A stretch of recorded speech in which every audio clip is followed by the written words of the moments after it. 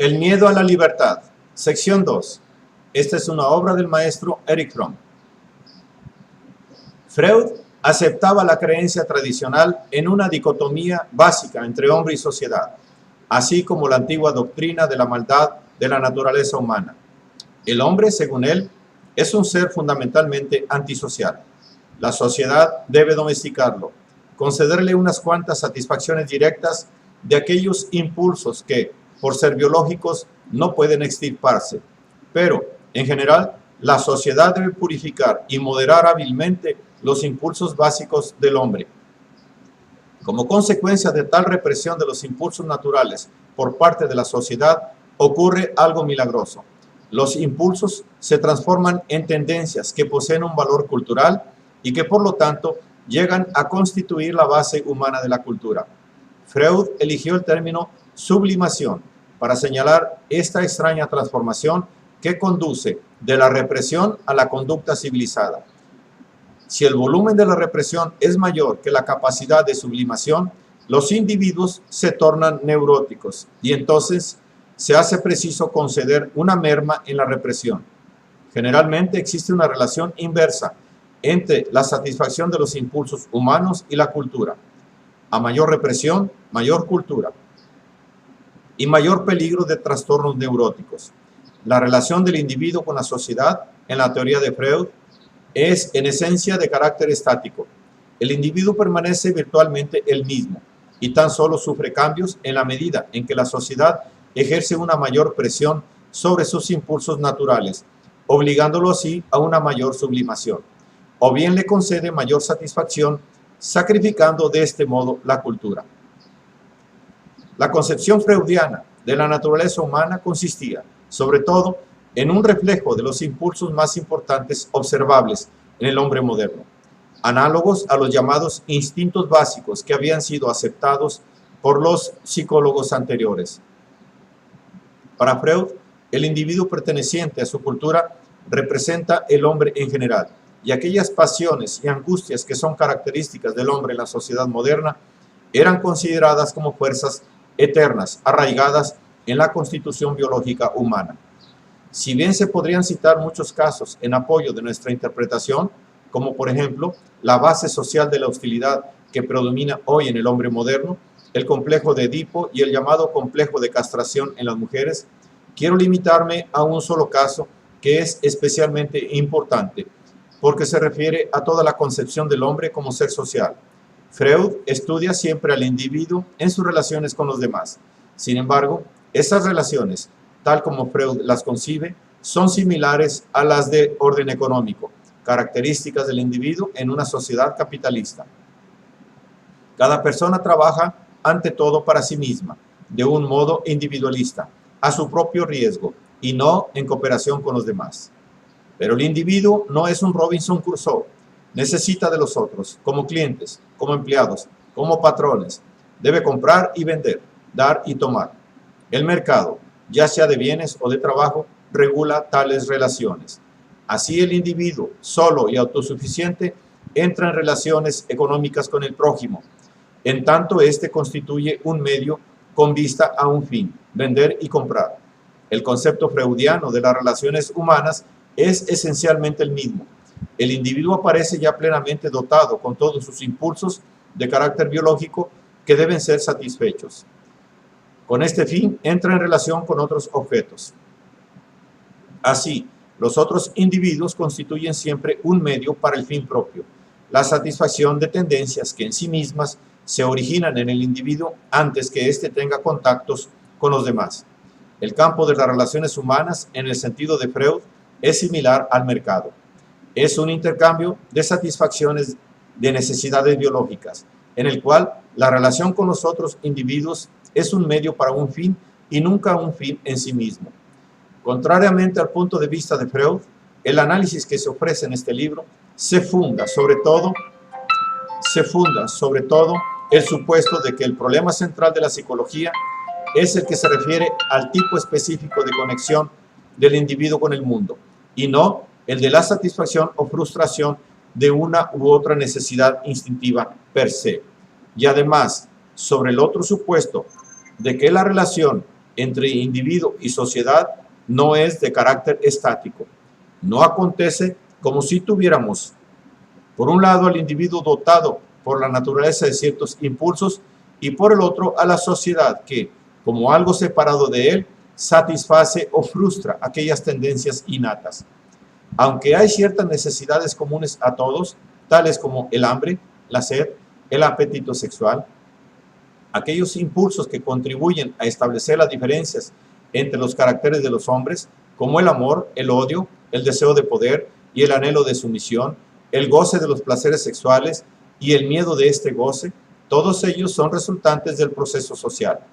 Las inclinaciones humanas más bellas, así como las más repugnantes, no forman parte de una naturaleza humana fija y biológicamente dada, sino que resultan del proceso social que crea el hombre.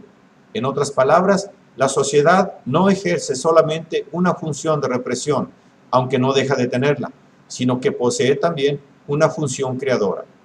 La naturaleza del hombre, sus pasiones y angustias son un producto cultural. En realidad, el hombre mismo es la creación más importante y la mayor hazaña de ese incesante esfuerzo humano cuyo registro llamamos historia. La tarea propia de la psicología social es la de comprender este proceso en el que se lleva a cabo la creación del hombre en la historia. ¿Por qué se verifican ciertos cambios definidos en la estructura del carácter humano de una época histórica a otra? ¿Por qué es distinto el espíritu del Renacimiento del de la Edad Media? ¿Por qué es diferente la estructura del carácter humano durante el periodo del capitalismo monopolista de la que corresponde al siglo XIX? La psicología social puede explicar por qué surgen nuevas aptitudes y nuevas pasiones, buenas o malas. Así, descubrimos, por ejemplo, que desde el Renacimiento hasta nuestros días, los hombres han ido adquiriendo una ardorosa ambición de fama que, aun cuando hoy nos parece muy natural, casi no existía en el hombre de la sociedad medieval.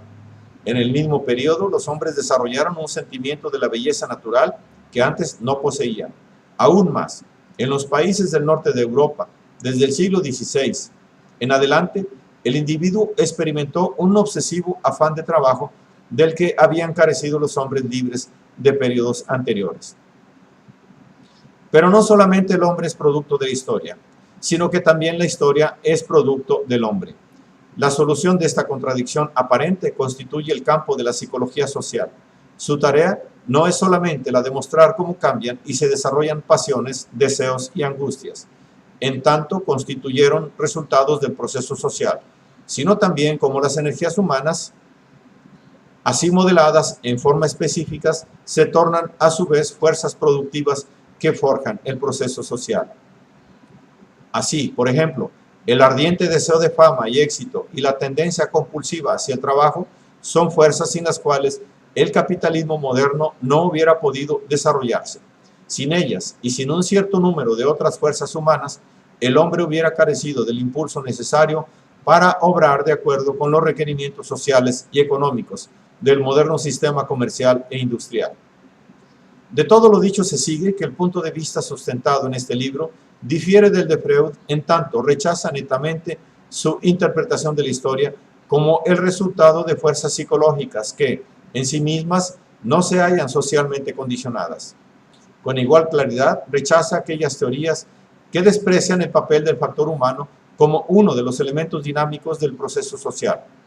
Esta crítica no se dirige solamente contra las doctrinas sociológicas que tienden a eliminar explícitamente los problemas psicológicos de la sociología, como las de Durkheim y su escuela, sino también contra las teorías más o menos matizadas con conceptos inspirados en la psicología behaviorista. El supuesto común de todas estas doctrinas es que la naturaleza humana no posee un dinamismo propio y que los cambios psicológicos deben ser entendidos en términos de desarrollo de nuevos hábitos, como adaptaciones a nuevas formas culturales. Tales teorías, aunque admiten un factor psicológico, lo reducen al mismo tiempo a una mera sombra de las formas culturales. Tan solo la psicología dinámica, cuyos fundamentos han sido formulados por Freud, puede ir más allá de un simple reconocimiento verbal del factor humano. Aun cuando no exista una naturaleza humana prefijada, no podemos considerar dicha naturaleza como infinitamente maleable y capaz de adaptarse a toda clase de condiciones sin desarrollar un dinamismo psicológico propio. La naturaleza humana, aun cuando es producto de la evolución histórica, posee ciertos mecanismos y leyes inherentes, cuyo descubrimiento constituye la tarea de la psicología. Llegados a este punto, es necesario discutir la noción de adaptación, con el fin de asegurar la plena comprensión de todo lo ya expuesto y también de lo que habrá de seguir. Esta discusión ofrecerá al mismo tiempo un ejemplo de lo que entendemos por leyes y mecanismos psicológicos. Nos parece útil distinguir entre la adaptación estática y la dinámica. Por la primera entendemos una forma de adaptación a las formas que deje inalterada toda la estructura del carácter e implique simplemente la adopción de un nuevo hábito. Un ejemplo de este tipo de adaptación lo constituye el abandono de la costumbre china en las maneras de comer, a cambio de la europea que requiere el uso de tenedor y cuchillo. Un chino que llegue a América se adaptará a esta nueva forma, pero tal adaptación tendrá en sí misma un débil efecto sobre su personalidad. No ocasiona el surgimiento de nuevas tendencias o nuevos rasgos del carácter. Por adaptación dinámica, entendemos aquella especie de adaptación que ocurre, por ejemplo, cuando un niño, sometiéndose a las órdenes de un padre severo y amenazador, porque lo teme demasiado para proceder de otra manera, se transforma en un buen chico. Al tiempo que se adapta a las necesidades de la situación, hay algo que le ocurre dentro de sí mismo. Puede desarrollar una intensa hostilidad hacia su padre y reprimirla, puesto que sería demasiado peligroso expresarla o aún tener conciencia de ella. Tal hostilidad reprimida, sin embargo, constituye un factor dinámico de la estructura de su carácter. Puede crear una nueva angustia y conducir así a una sumisión aún más profunda. Puede hacer surgir una vaga actitud de desafío, no dirigida hacia nadie en particular, sino más bien hacia la vida en general. Aunque aquí también, como en el primer ejemplo, el individuo se adapta a ciertas circunstancias exteriores. En este caso, la adaptación crea algo nuevo en él, hace surgir nuevos impulsos coercitivos y nuevas angustias. Toda neurosis es un ejemplo de este tipo de adaptación dinámica. Ella consiste esencialmente en adaptarse a ciertas condiciones externas, especialmente las de la primera infancia, que son en sí mismas irracionales y además, hablando en términos generales, desfavorables al crecimiento y al desarrollo del niño. Análogamente, aquellos fenómenos sociopsicológicos comparables a los fenómenos neuróticos, porque no han de ser llamados neuróticos, lo veremos luego, tales como la presencia de fuertes impulsos destructivos o sádicos en los grupos sociales, ofrecen un ejemplo de adaptación dinámica a condiciones externas, especialmente las de la primera, sociales, irracionales y dañosas para el desarrollo de los hombres. Además de la cuestión referente a la especie de adaptación que se produce, debe responderse a otras preguntas. ¿Qué es lo que obliga a los hombres a adaptarse a casi todas las condiciones vitales que pueden concebirse y cuáles son los límites de su adaptabilidad? Al dar respuesta a estas cuestiones, el primer fenómeno que debemos discutir es el hecho de que existen ciertos sectores de la naturaleza humana que son más flexibles y adaptables que otros. Aquellas tendencias y rasgos del carácter por los cuales los hombres difieren entre sí muestran un alto grado de elasticidad y maleabilidad. Amor, propensión a destruir, sadismo, tendencia a someterse, apetito de poder, indiferencia, deseo de grandeza personal, pasión por la economía, goce de placeres sensuales y miedo a la sensualidad. Estas y muchas otras tendencias y angustias que pueden hallarse en los hombres se desarrollan como reacción frente a ciertas condiciones vitales. Ellas no son particularmente flexibles, puesto que, una vez introducidas como parte integrante del carácter de una persona, no desaparecen fácilmente ni se transforman en alguna otra tendencia, pero sí lo son en el sentido de que los individuos, en especial modo durante su niñez, pueden desarrollar una u otra, según el modo de existencia total que les toque vivir.